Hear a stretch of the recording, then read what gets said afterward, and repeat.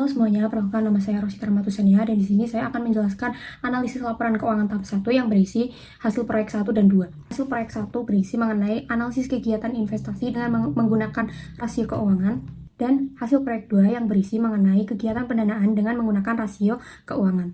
Hasil analisis ini akan berisi perbandingan dari 3 perusahaan. Yang pertama adalah PT INTD, PT KDSI, dan juga PT KKES. Hasil yang pertama yaitu mengenai operating working capital, terjadi penurunan modal kerja pada PT INTD dan juga PT KKES. Nah, hal ini tuh mengindikasikan adanya tekanan likuiditas atau peningkatan kewajiban jangka pendek yang perlu diwaspadai.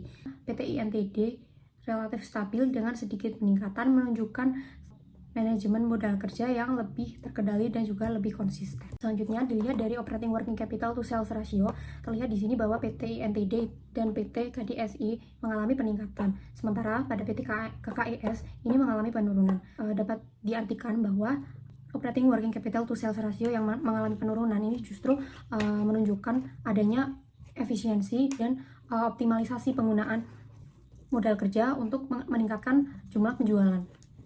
Kemudian dilihat dari operating working capital turnover, terlihat di sini bahwa PT INTD dan PT KDSI ini mengalami penurunan, yang mana mengindikasikan bahwa terdapat waktu yang lebih lama untuk mengubah modal kerja menjadi kas. Sementara untuk PT KKES ini mengalami peningkatan, menunjukkan adanya percepatan perputaran modal kerja menjadi kasnya.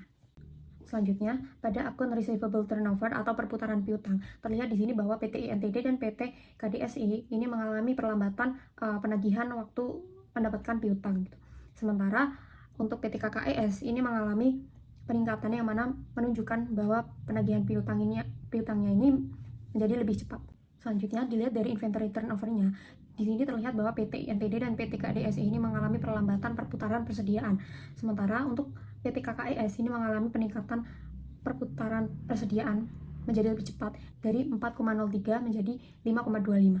Selanjutnya dapat dilihat dari account payable turnover-nya, PT INTD ini mengalami penurunan yang sangat drastis dari 8.061,67 menjadi 80,76. Sementara PT KDSI juga mengalami penurunan dari 15,64 menjadi 13,96. Selanjutnya hanya ada satu perusahaan yang mengalami peningkatan account payable turnover, yaitu PT KKES dari 5,27 menjadi 7,42. Selanjutnya, dilihat dari average days in receivable atau rata-rata penagihan piutang, terlihat bahwa PT INTD dan PT KDSI ini mengalami peningkatan yang mana menunjukkan perlambatan penagihan piutang dari 13,82 menjadi 31,44 dan juga 46,57 menjadi 50,49. Sementara hanya ada satu perusahaan yang mengalami percepatan penagihan piutang, yaitu PT KKES dari 89,38 menjadi 78,29.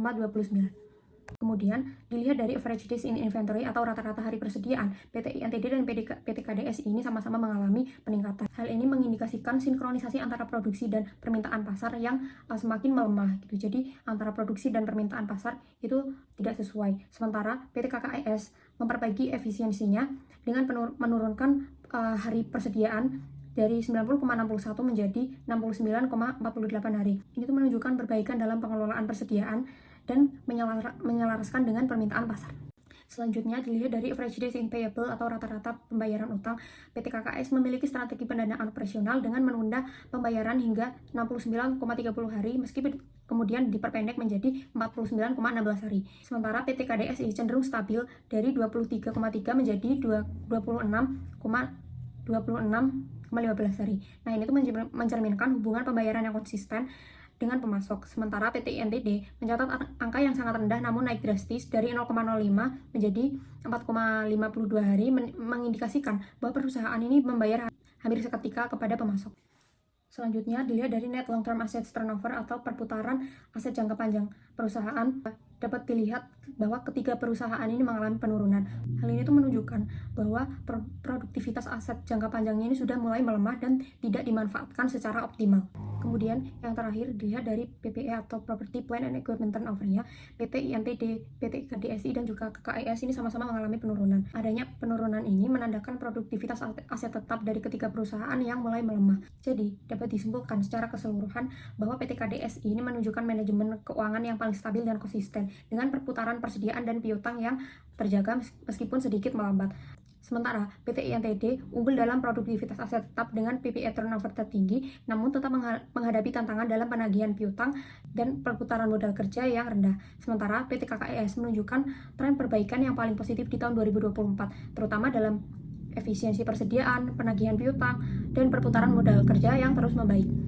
Selanjutnya, saya juga akan menjelaskan hasil proyek 2 yang berisi mengenai analisis kegiatan pendanaan dengan menggunakan rasio keuangan. Dari sisi likuiditasnya, kita pertama akan melihat dari current ratio atau rasio lancarnya. Dapat dilihat di sini bahwa PT INTD memiliki penurunan yang cukup tinggi, mengindikasikan bahwa terdapat aset lancar yang berlebihan dan belum dimanfaatkan secara optimal.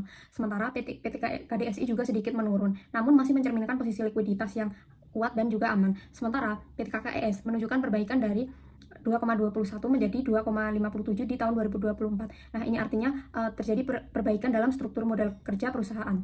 Selanjutnya, dari likuiditas perusahaan kita juga akan melihat acid test ratio. Nah, dari PT INTD ini memiliki nilai tertinggi dan terus meningkat dari 41,70 menjadi 51,15. Ini artinya likuiditasnya sudah kuat dan tanpa harus melibatkan persediaan. Sementara PT KDSI mengalami sedikit penurunan namun masih dalam kondisi likuiditas yang cukup aman. Sementara PT KKES menunjukkan perbaikan, menunjukkan peningkatan likuiditas perusahaan yang mulai membaik tanpa selalu bergantung pada persediaan. Bagian yang terakhir dari likuiditas adalah rasio kas. Dapat dilihat di sini bahwa PT INTD menunjukkan likuiditas tertinggi yang terus meningkat menjadi 44,55, yang artinya perusahaan ini memiliki kas yang jauh melampaui kewajiban lancarnya. Sementara PT KDSI justru mengalami penurunan, menandakan berkurangnya cadangan kas yang perlu diwaspadai.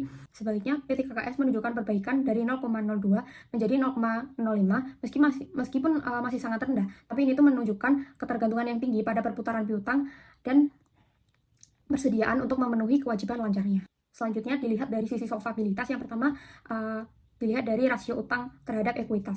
Nah, PT INTD mencatat nilai terendah namun sangat stabil di angka 0,07. Pada kedua tahun menunjukkan ketergantungan perusahaan pada pendanaan internal dengan proporsi utang yang sangat kecil terhadap ekuitas. Sementara itu, PT KDSI dan PT KKES menunjukkan peningkatan rasio utang. Ini tuh mengindikasikan adanya pelunasan utang atau penambahan modal sehingga struktur pendanaannya semakin baik. Selanjutnya, bagian terakhir dari solvabilitas dilihat dari debt to capital ratio atau proporsi utang terhadap modalnya. Nah, dari ketiga perusahaan ini dapat dilihat bahwa semuanya ini mengalami penurunan rasio utang terhadap modal. Nah, ini tuh menunjukkan bahwa ketiga perusahaan ini sudah berupaya untuk mengendalikan dan mengurangi rasio utang terhadap modalnya, sehingga perusahaan tidak terlalu bergantung pada utang dalam menyusun struktur modalnya. Nah, kesimpulan dari hasil proyek 2 ini adalah PT INTD memiliki posisi likuiditas dan solvabilitas yang paling kuat dengan rasio utang yang paling rendah dan cadangan kas yang besar. Namun perlu mengoptimalkan aset dan kasnya agar lebih produktif. Sementara PT KDSI menunjukkan kinerja pendanaan yang paling stabil dan konsisten dengan tren pengurangan utang yang terkendali serta likuiditas yang terjaga. Sementara itu, untuk PT KKS menjadi yang paling menonjol dalam perbaikan struktur pendanaan dengan peningkatan likuiditas dan proporsi utang yang signifikan sepanjang tahun 2024, meskipun masih memiliki tingkat leverage tertinggi di antara ketiganya.